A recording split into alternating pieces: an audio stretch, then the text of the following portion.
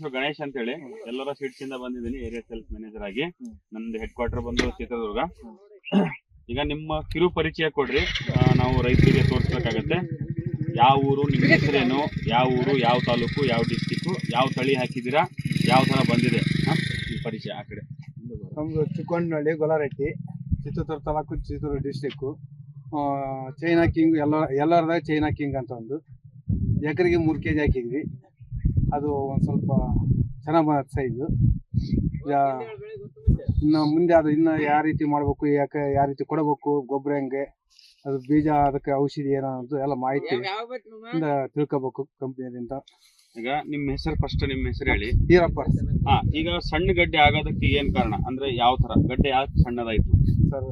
ಅದು ಮಳೆ ನೀರು ಇದರಿಂದ ಇದು ಹವಾಗುಣವಾಗಿ ಮತ್ತೆ ದಪ್ಪ ಏನಾರು ಚೆಲ್ಲಿದಿರಾ? ಅಂದ್ರೆ ದಪ್ಪ ಅಂದ್ರೆ ಪೂರ್ತಿ ಹತ್ತ ಏನಾರು ಬಿದ್ದಿದಾವ? ಬಿದರ್ಸ 3 kg ಎಕರೆ 3 kg ಅಗಲ ಇರೋ ಕಡೆ, ಸ್ವಲ್ಪ ಗ್ಯಾಪ್ ಇರೋ ಕಡೆ ಸೈಜ್ ಚೆನ್ನಾಗುತ್ತೆ. ಒಂದ್ ಸ್ವಲ್ಪ ಸಸಿ ನಮ್ ಸೀಡ್ಸ್ ಬಂದು ಎಲ್ಲರ ಸೀಡ್ಸ್ ಬಂದು 2.5 kg ಇಂದ 3 kg ನಾವು ಡೈರೆಕ್ಟ್ ರೆಕಮೆಂಡ್ ಮಾಡ್ತೀವಿ. ನಾಟಿ ಮಾಡೋರಿಗೆ 2 kg ನಾವು ರೆಕಮೆಂಡ್ ಮಾಡ್ತೀವಿ. ಸೊ ನಾವು ಕೊಡೋದು ಯಾಕಂದ್ರೆ 2.5 kg ಅಂದ್ರೆ ನಮ್ದು 100% ಜರ್ಮಿನೇಷನ್ ಇರುತ್ತೆ.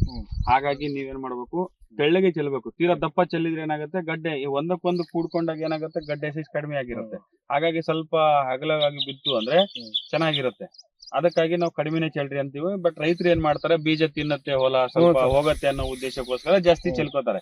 ಸೊ ಆತರ ದಪ್ಪ ಬಿದ್ದಾಗ ನೀವು ಕಳೆನಾಶಕ ಹೊಡೆಯೋ ತನಕ ನಿಮ್ಗೆ ಕರೆಕ್ಟ್ ಆಗಿ ಅನಿಸ್ತು ಅಂದಾಗ ಆ ಟೈಮಲ್ಲಿ ನೀವು ಕಿತ್ತು ಬಿಡ್ಬೇಕು. ಇನ್ನೊಂದು ರೋಗ ಏನಾರ ಜಾಸ್ತಿ ಬೀಳ್ತದ, ಕೊಳೆ ರೋಗ, ಆಮೇಲೆ ಬೆಳ್ಳಿ ರೋಗ ಅಂತ ಬರುತ್ತೆ. ಆಮೇಲೆ ಅಲ್ಲ, ಈ ಈರುಳ್ಳಿಯಲ್ಲಿ ಎಷ್ಟೇ ಮಳೆ ಆದ್ರೂ ಕೂಡ ತಡ್ಕೊಳ್ಳೋ ಶಕ್ತಿಲಿ ಏನಾದ್ರು ಜಾಸ್ತಿ ಏನಾದ್ರು ಇದು ಆಗಿದೆ, ಕೊಳೆ ರೋಗ ಏನಾದ್ರು ಕಂಡು ಬಂದಿದೆಯಾ? ಅಷ್ಟು ಮಳೆ ಆದ್ರೂ ಕೂಡ ಒಂದು 5% 10% ಕೊಳೆ ರೋಗ ಇರ್ಬೋದು, ಅಷ್ಟೇನು ಜಾಸ್ತಿ ಇಲ್ಲ ಸರ್. ಅದೇನು ನಿಮ್ದು ನೆಲ ಯಾವ್ದು ಬರುತ್ತೆ? ಸ್ವಲ್ಪ ಅದು ಕರೆದು ಕೆಂಪು ಮಣ್ಣು ಮಿಕ್ಸ್ ಎಲ್ಲ ಬರುತ್ತಾ? ಓಕೆ. ಇದನ್ನ ನೀವು ತಳಿನ ರೈತರಿಗೆ ಹಾಕಕ್ಕೆ ಹೇಳ್ಬೋದಾ? ನಿಮಗೆ ಗ್ಯಾರಂಟಿ ಇದೆಯಾ? ಗ್ಯಾರಂಟಿ. ಓಕೆ ಅಣ್ಣ, ಧನ್ಯವಾದ. ಇಳುವರಿ ಚೆನ್ನಾಗಿ ಬರುತ್ತೆ, ಚೆನ್ನಾಗಿ ಬರುವಲ್ಲ, ಸೈಜ್ ಚೆನ್ನಾಗೈತಿ ತಡದು. ಮುಂದಿನ ಟೈಮ್ ಸ್ವಲ್ಪ ಬೇಸಿಗೆ ಯಾವ್ದು ಹಾಕ್ಬೇಕು ಅನ್ಕೊಂಡಿದ್ದೀರಾ ಸರ್?